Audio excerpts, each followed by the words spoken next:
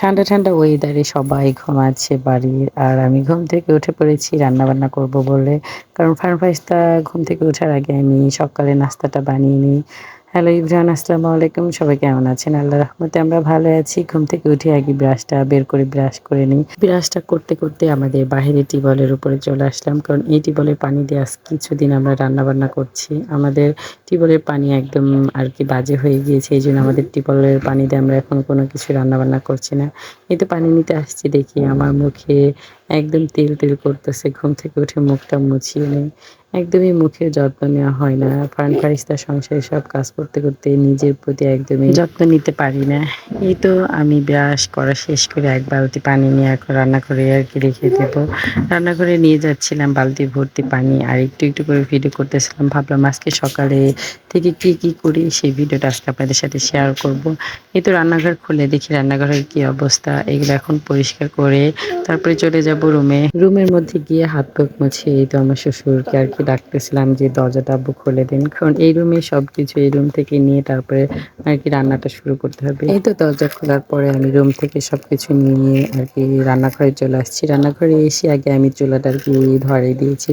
কারণ চুলাটা ধরতে একটু টাইম লাগে, তো বৃষ্টির সিজন খড়ি চাপাগুলা ধরতে অনেক টাইম লাগে। এইজন্য আগে চুলাটাই ধরে নিছিলাম। তারপরে আরকি চাউলটা ধুয়ে এই তো পাতিল ভর্তি পানি দিয়ে একটা আরকি চুলার উপরে বসাই দিছি। বসানোর পরপরই দেখি একদম ধোঁয়ায় অন্ধকার হয়ে গিয়েছে রান্নাঘর।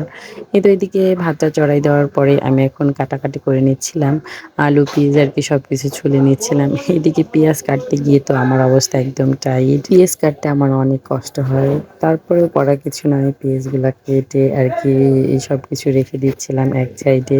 এই তো এইদিকে আমি অনেক কষ্টে পেঁয়াজ কেটে ধুয়ে পরিষ্কার করে রেখেছি। এদিকে সবকিছু কাটাকাটি শেষ। এদিকে আমার কাটাকাটি করতে, করতে আমার ভাতটাও আরকি প্রায় বলক এসে গিয়েছে।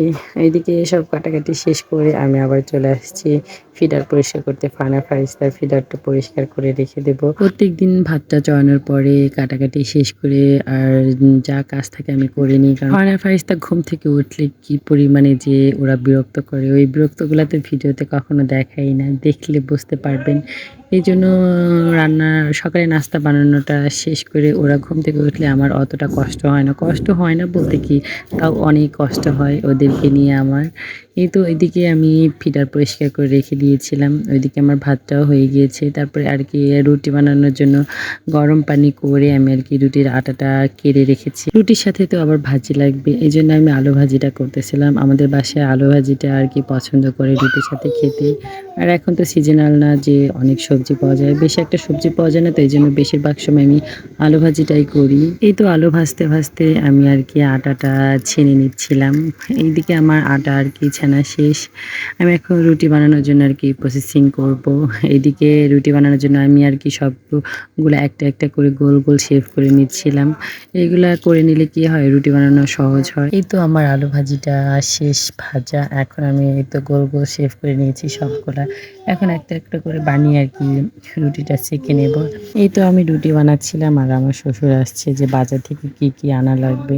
আমি বললাম তেমন কিছুই না, শুধু দুপুরে কি রান্না করব সেই জিনিসগুলো আনেন। এদিকে আমার রুটিগুলো বানানো শেষ। রুটি বানানো শেষ করে এখন আমি পরোটাগুলো আরকি ভাজতেছিলাম। আমাদের বাসায় আবার ১টা ২টা করে সবাই পরোটা খায়।